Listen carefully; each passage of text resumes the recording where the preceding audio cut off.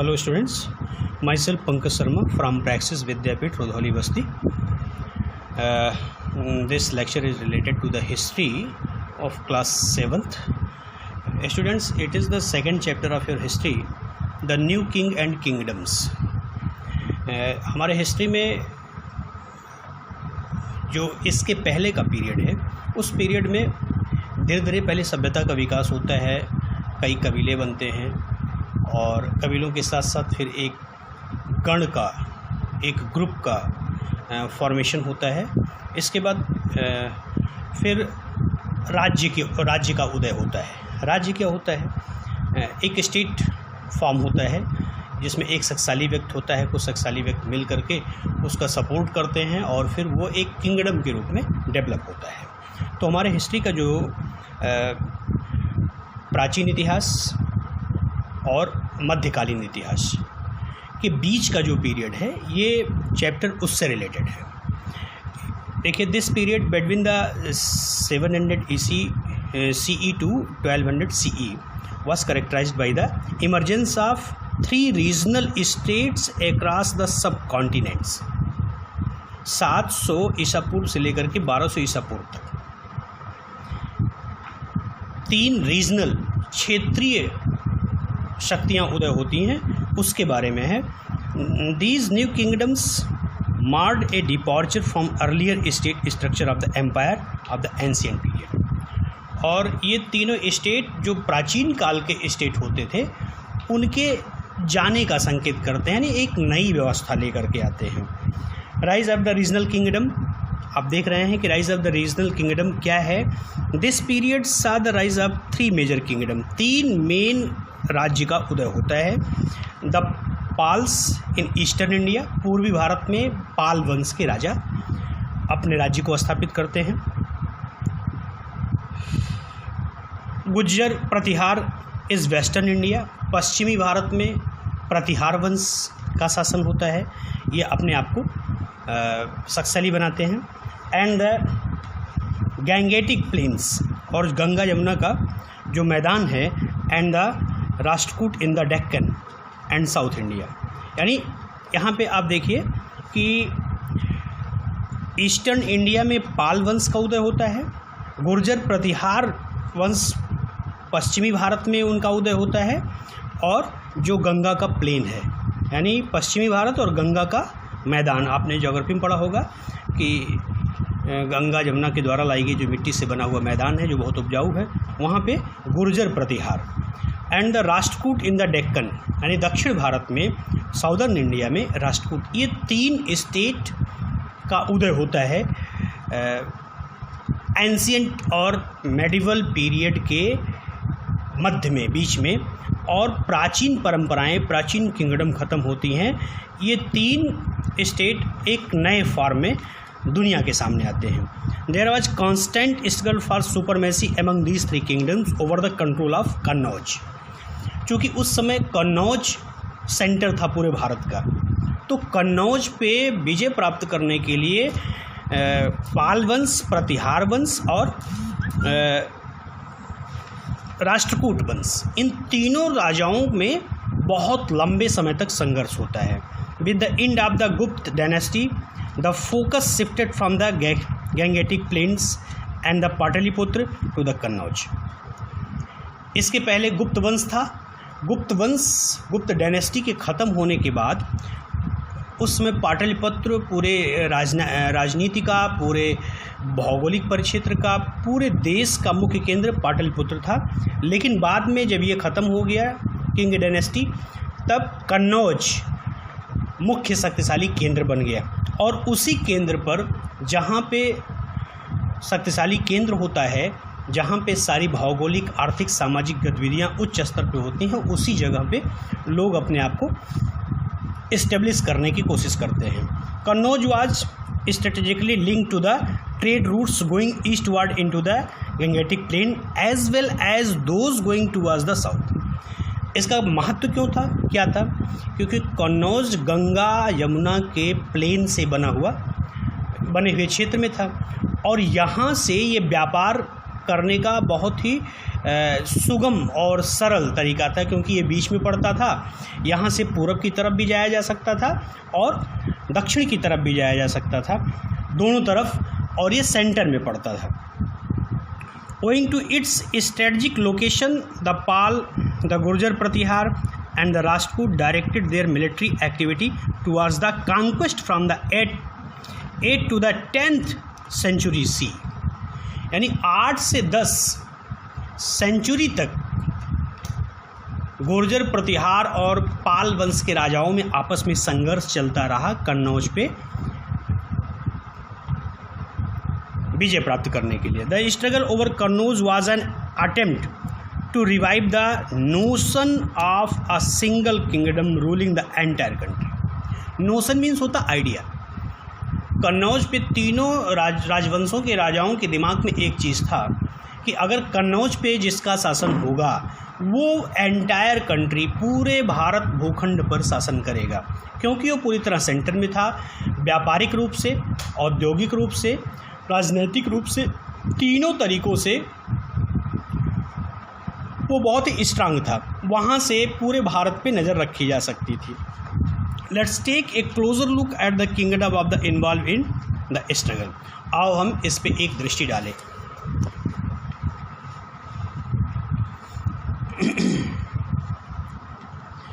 पाल वंश कौन था? पालाज।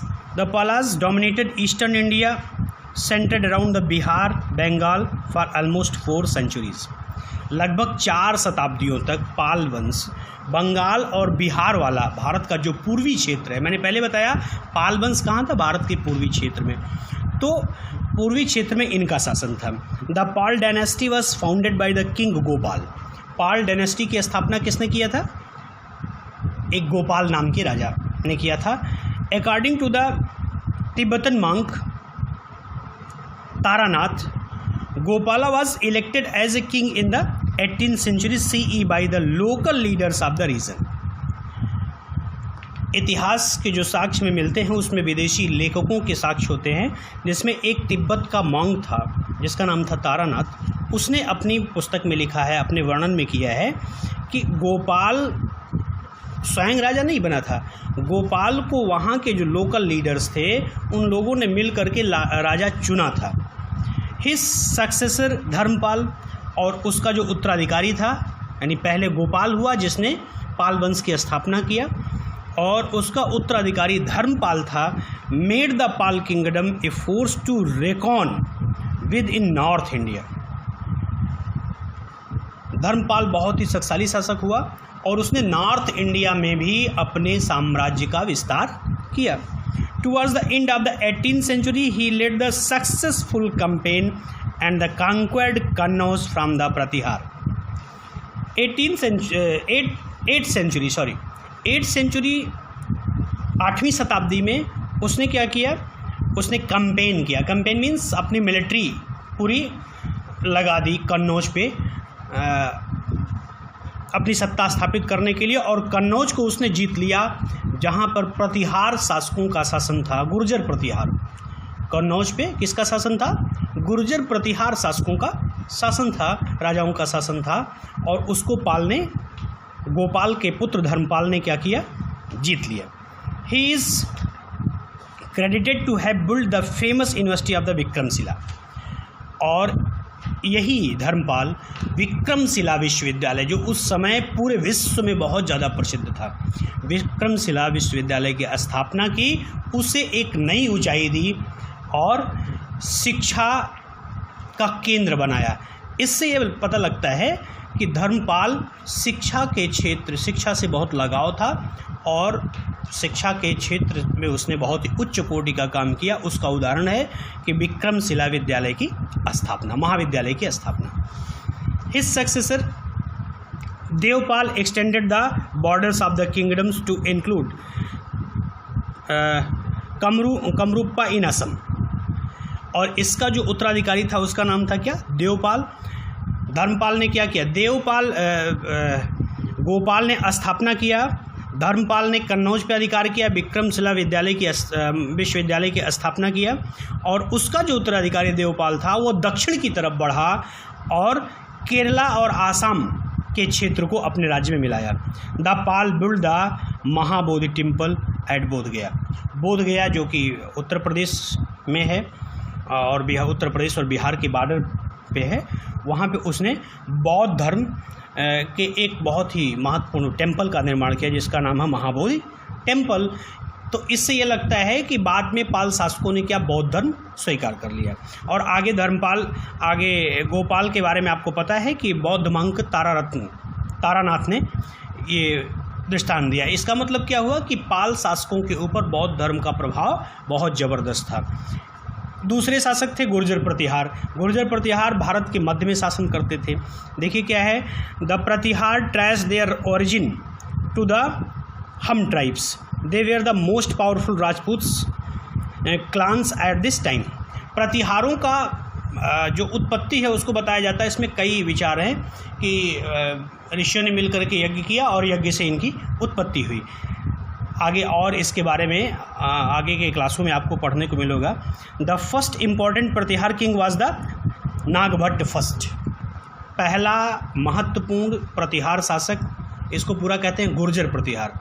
गुर्जर प्रतिहार शासक कौन था? नागभट्ट प्रथम, who in the 8th century bravely resisted Arab invasion. यहाँ पे बहुत महत्वपूर्ण है, नागभट्ट प्रथम ने अरब के आक्रमण को 8वीं शताब्दी में रजिस्ट किया, उसका विरोध किया और उन्हें यहाँ से खदेड़ दिया। The greatest ruler of this dynasty was the Mihir Bhoj. और प्रतिहार राजाओं में सबसे महत्वपूर्ण, सबसे महान शासक जो था उसका क्या नाम था? Mihir Bhoj, who ruled from 836 C to 886 C, यानी 836 ईसा पूर्व से लेकर के 886 ईसा पूर्व तक उसने शासन किया था। The Pratihara during the region of the Bhoj extended their control over large part of Rajasthan, Malwa and for the brief while even the controlled Kannauj. Mihir Bhoj के शासनकाल में प्रतिहार राजवंश का बहुत ही अधिक विस्तार हुआ, यानी ये मालवा दक्षिण पश्चिम में मालवा और दक्षिण पूर्व में मालवा और राजस्थान तक अपने शासन को स्थापित किए। तो प्रतिहार राजवंश के बारे में सबसे महत्वपूर्ण प्रथम शासक नागभट्ट होता है, नागभट्ट प्रथम। इसके बाद दूसरा जो सबसे महान शासक होता है वो कौन है? मिहिर भोज। इसने नागभट्ट ने क्या किया था? अरब आक्रमण का सामना किया था, उन्हें बाहर खदेड़ दिया था भारत के, और राजस्थान और मालवा तक इनका शासन स्थापित था। तीसरा है राष्ट्रकूट वंश। राष्ट्रकूट कहाँ था? दक्षिण भारत में। मध्य भारत में प्रतिहार, पूर्व भारत में पाल और दक्षिण भारत में Rashtrakuta. The third dynasty which was involve in the conflict over Kannauj was the Rashtrakuta of Deccan. Deccan के राष्ट्रकूट तीसरे राजवंश थे जो कन्नौज पर अपना शासन स्थापित करना चाहते थे। According to the some Arabic source, Arabian writer के स्रोतों से पता चलता है, उनके बुक से पता चलता है कि Rashtrakuta were the most powerful of the 3 dynasties, कि तीनों डायनेस्टीज में राष्ट्रकूट सबसे अधिक पावरफुल थे। Dantidurga founded the Rashtrakuta dynasty in the 8th century C. 8वीं शताब्दी ईसा पूर्व में दंतदुर्ग नामक एक शासक हुआ जिसने इस राष्ट्रकूट वंश की स्थापना की, यानी इसका स्थापना किसने किया? दंतदुर्ग ने। He was originally a feudatory of the Chalukyas. वो चालुक्य, इसके पहले एक राज्य था चालुक्य, चोल चालुक्य दक्षिण भारत में थे। तो चालुक्यों का क्या ये था? सामंत था, लेकिन इसने अपने आप को स्वतंत्र कर लिया और एक नए साम्राज्य की स्थापना किया। Rulers like Amoghavarsha and the Krishna third give some stability to the kingdom. इस वंश में अमोघवर्ष और कृष्णा थर्ड 2 राजा हुए जो थोड़ा सा अलग हट के काम करता है, उसी का नाम इतिहास में होता है। तो दंतदुर्ग ने स्थापना किया और अमोघवर्ष ने भी अलग हट के अपने राज्य का विस्तार किया बहुत ज़्यादा, और दूसरा कृष्णा थर्ड भी अपने राज्य को अस्थायित्व प्रदान किया, प्रजा की सुरक्षा दी, वहाँ शिक्षा, साहित्य आदि व्यापार सबका विस्तार किया। तो इसलिए इनका नाम आ रहा है the kingdom. They also extended the frontiers to include Kannauj. उन्होंने अपने फ्रंटियर, अपने सीमा रेखा को भी बढ़ाया, उसमें कन्नौज को भी शामिल किया। The last Rashtrakuta king was Kaka second who was overthrown by the Tailappa of the later Chalukyan dynasty. अंतिम शासक किसका क्या था? काका सेकेंड। काका सेकेंड को, चूँकि ये चालुक्य के क्या थे? सामंत थे, तो जिससे आप अलग हुए हो उसके मन में एक टीस होती है कि ये हमसे अलग होकर के नए राज्य की स्थापना किया। तो इस वंश के एक शासक ने क्या किया? चालुक्य वंश के एक शासक थे जिसका नाम था तैलप्पा। तैलप्पा ने इसे अंतिम शासक को हरा करके इसके राज्य को अपने में मिला लिया। तो इस तरह से मध्य भारत में ये 3 प्राथमिक स्टेट बने, पाल, प्रतिहार और राष्ट्रकूट। पाल पूर्वी भारत में थे, प्रतिहार मध्य भारत में थे और राष्ट्रकूट दक्षिण भारत में थे। और तीनों शक्तियाँ किस पे अटैक करना चाहती थी, किस पे अधिकार करना चाहती थी? कन्नौज पे अधिकार करना चाहती थी, क्योंकि कन्नौज उस समय व्यापारिक केंद्र था, भौगोलिक रूप से बहुत ही समृद्ध था। कन्नौज से दक्षिण की दूरी, उत्तर की दूरी, पूरब की दूरी और पश्चिम की दूरी, सारी दूरियां समान थी। हर जगह वहां से जाने का रास्ता था। देखिए, किसी भी देश के विकास में वहाँ का जो रूट होता है, रास्ता होता है, वो बहुत महत्वपूर्ण भूमिका अदा करता है। उसके ऊपर डिपेंड करता है वहाँ का ट्रेड, वहाँ की व्यवस्था, वहाँ का सारा राजनीतिक परिदृश्य। तो ये 3 महत्वपूर्ण शासक थे। अब इसके बारे में नेक्स्ट वीडियो में फिर हम लोग बात करेंगे। आप लोग इसको पढ़िएगा और कहीं कोई दिक्कत आएगी तो आप लिख करके भेजिएगा या डायरेक्टली आप मुझसे कांटेक्ट कर सकते हैं। अभी इस पे एक लेक्चर और जाएगा, इसके बाद इसके एक्सरसाइज पे हम लोग बात करेंगे। Thank you.